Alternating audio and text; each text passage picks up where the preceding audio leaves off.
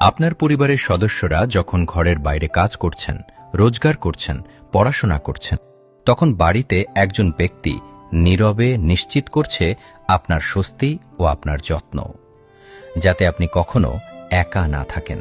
বাংলাদেশের ৩৮ থেকে ৩৯% নারী কর্মক্ষেত্রে সক্রিয়। দেশের উন্নয়নে তাদের অবদান আমরা গর্বের সাথে স্বীকার করি। কিন্তু বাকি যারা গৃহিণী ও পরিচর্যাকারী, যারা পরিবারের নীরব রক্ষক, তাদের শ্রম ও ত্যাগ অনেক সময় অদৃশ্য থেকে যায়, অথচ তারাই প্রতিটি পরিবারের সত্যিকারের স্বস্তি। বিএনপি রাষ্ট্র পরিচালনার সুযোগ পেলে তখন বিএনপি এমন এক ভবিষ্যৎ কল্পনা করে যেখানে পরিবারের নীরব রক্ষক নারীরা স্বীকৃতি পাবেন।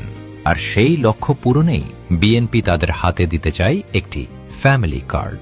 ফ্যামিলি কার্ড হল বিএনপির প্রস্তাবিত একটি সরকারি সহায়তা কার্ড। ফ্যামিলি কার্ড একটি নিশ্চয়তা।